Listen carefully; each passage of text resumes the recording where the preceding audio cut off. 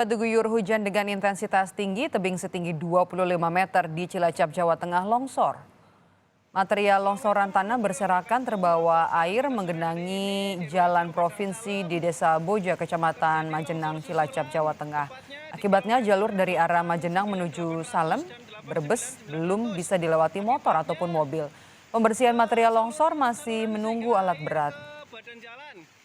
Dan material longsoran pun menutupi badan jalan sehingga tidak bisa dilewati oleh pengguna jalan.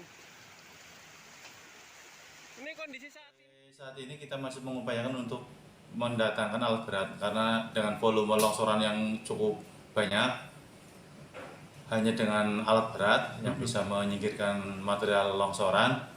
Kita sudah menghubungi ke PUPR provinsi dan kendaraan alat berat masih dalam perjalanan. Mudah-mudahan dalam waktu secepatnya bisa ke lokasi dan bisa menyingkirkan material longsoran.